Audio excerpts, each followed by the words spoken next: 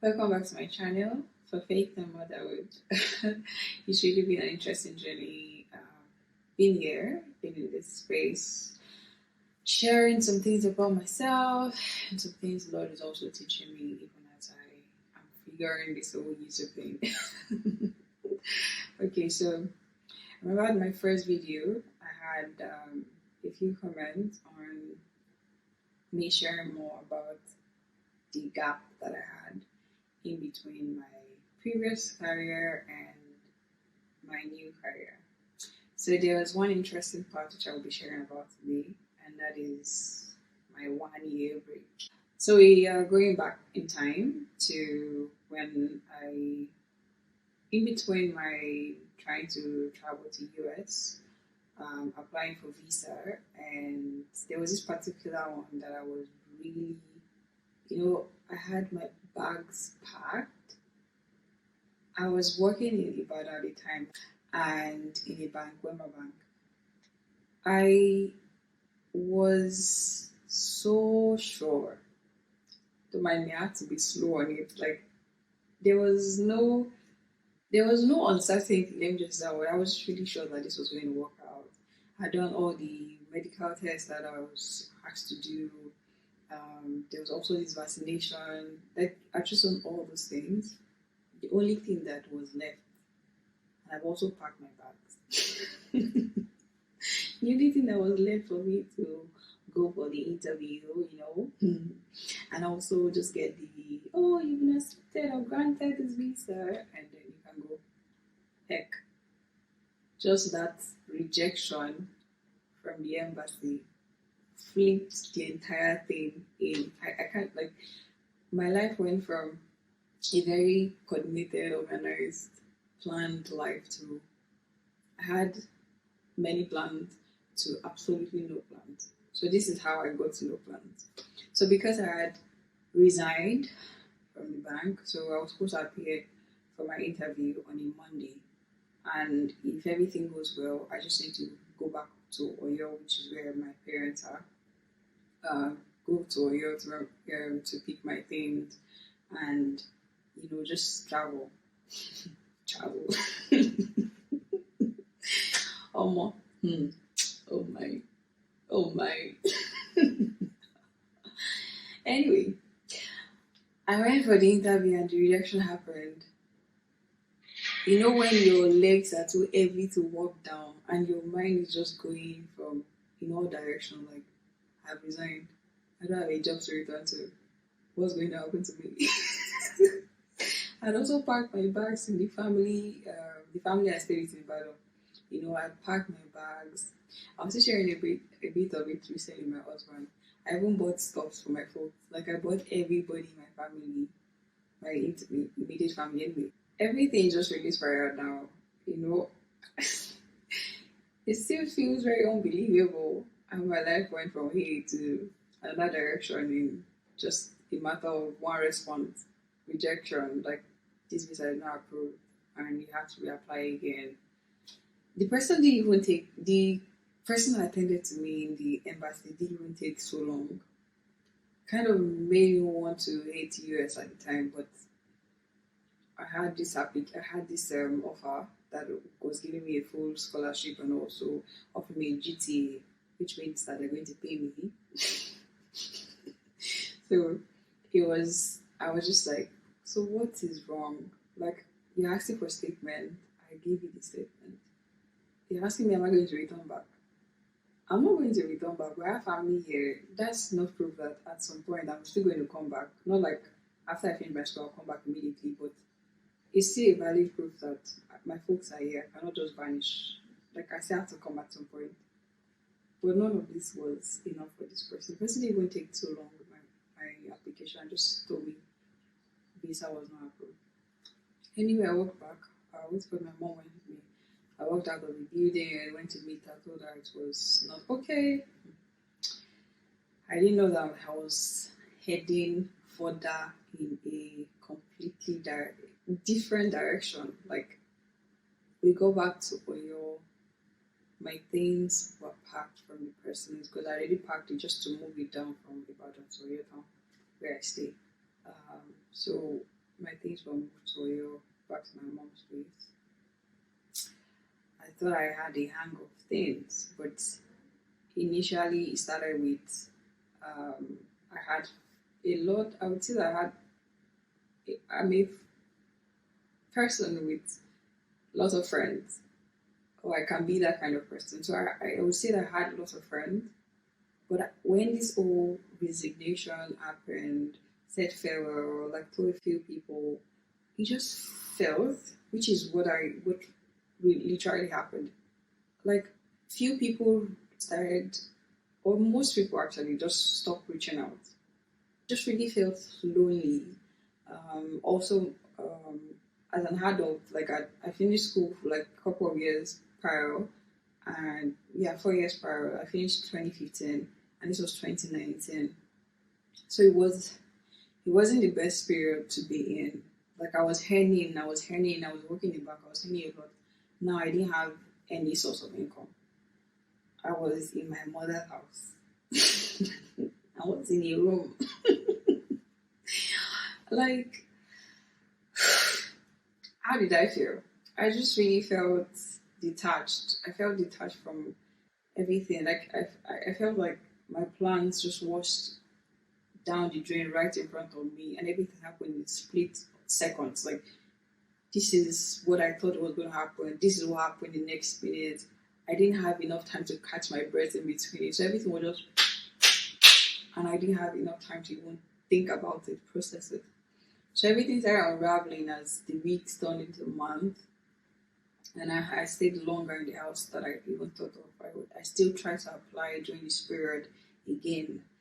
It didn't happen. So another visa application money went down the drain. Packed again. I packed my things again during this period, in this 1 year. I packed my stuff again, booked provision again this time around, which is another interesting layer to it, right?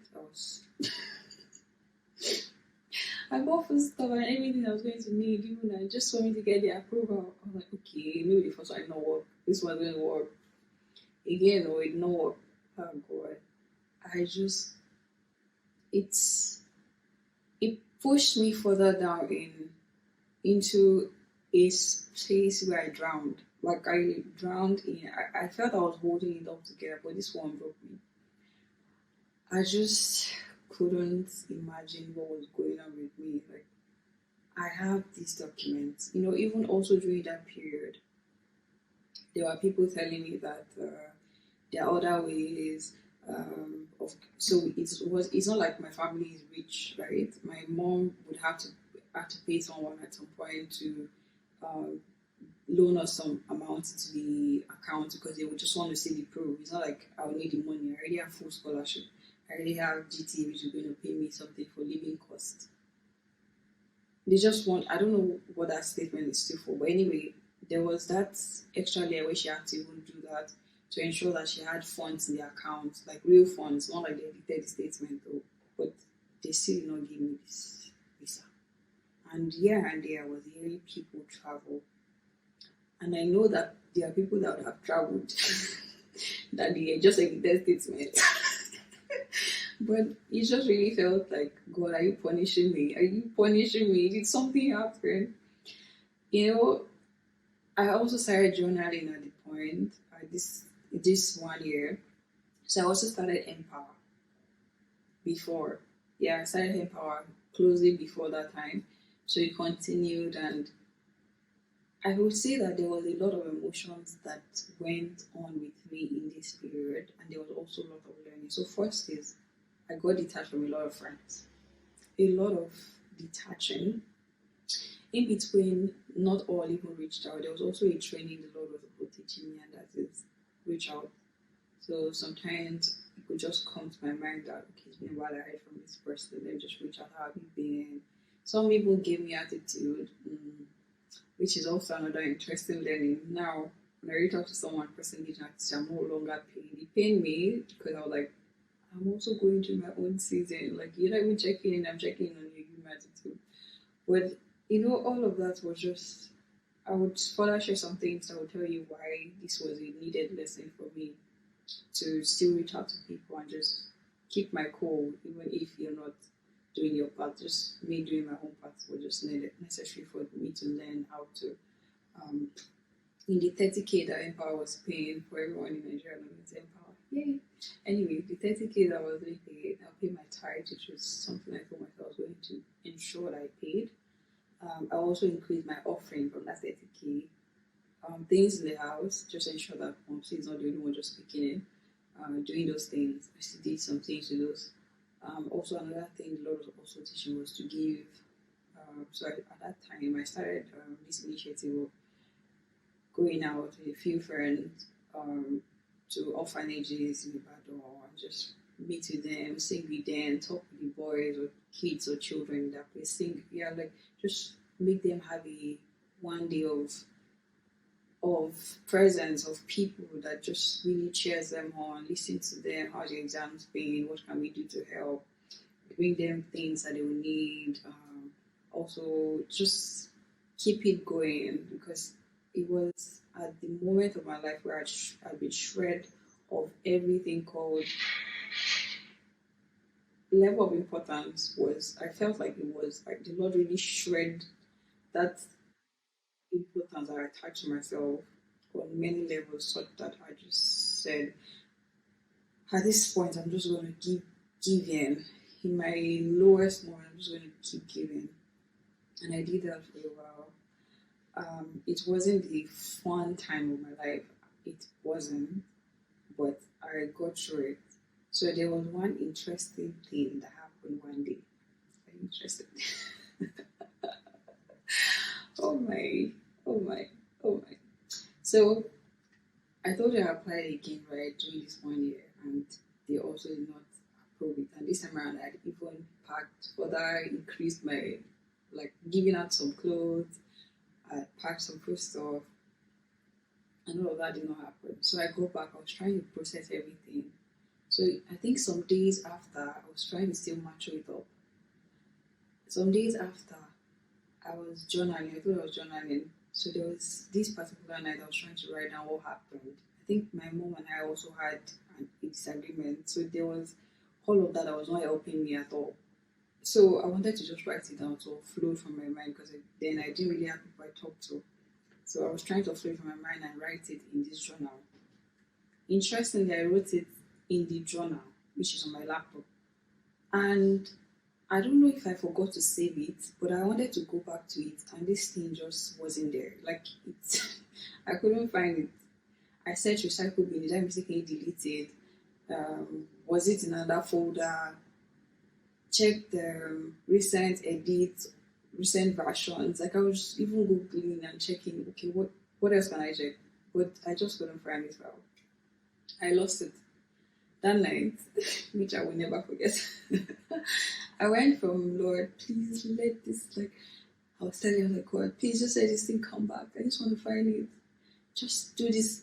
I'm not asking for anything recently. Just give me this. I asked for something big. This that big thing now, which is a visa, did not happen repeatedly. But this tiny thing, please just return it. Did it happen? Nope. I didn't see it. And I was still in shock that this tiny prayer, like God did not even answer me.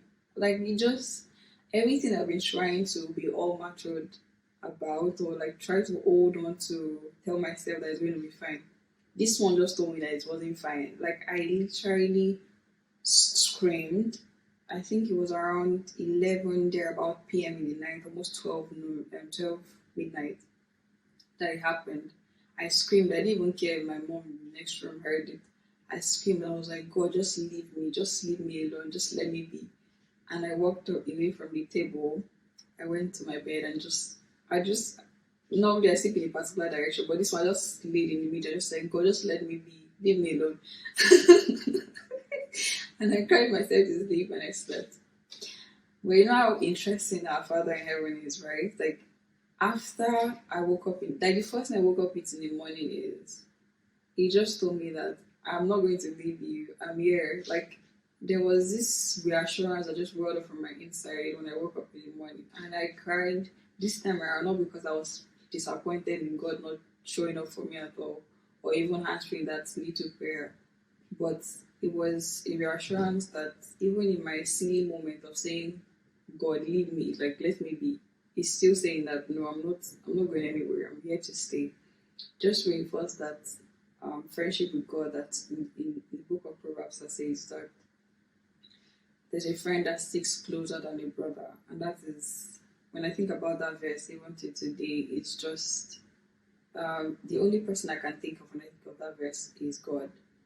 Like, there are times where even your own sibling or your close relative can't really understand the depth of how you're feeling. There's sometimes, for me, I grew up struggling with how to express how I felt. Sometimes I just want to tell in my head, I have it all figured out of how I feel. But when they ask me to say how I feel, I can't put it to words. It's just sitting there. It's like, I feel angry, like my head is screaming. And they say, how do you feel? I'm lost for word. I can't say it. So for me, that can't really figure out, for me, for example, I grew up not knowing how to express how I felt. The essence of God being there, even in those moments where I can't say it out, that He understands, that I'm just able to, in that space of me and Him, where I'm crying and just saying, God, I feel sad. And He's still reminding me that He understands.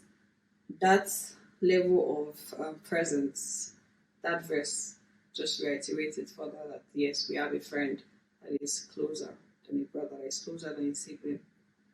So it was that, this experience shook me, but it took me further in a space of reassurance at the end of the day. Did I have any other moments that I felt depressed? I think I did.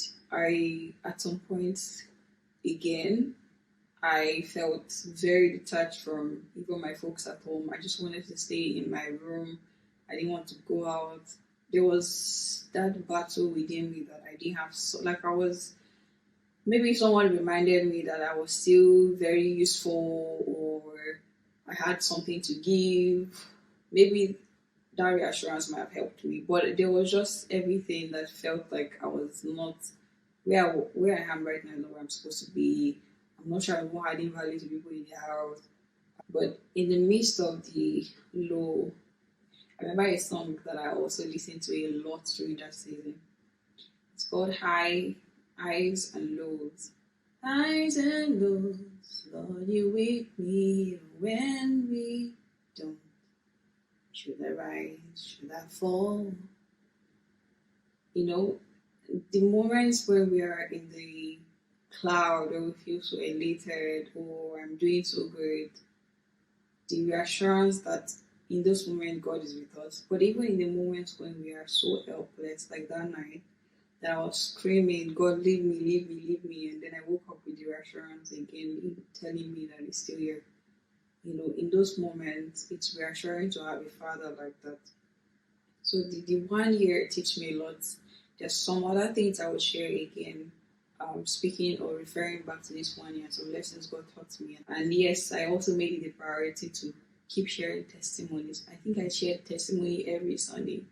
It felt weird that I was doing that, but I share testimony every Sunday. Sometimes I just go out and say, God, thank you that I'm still sane.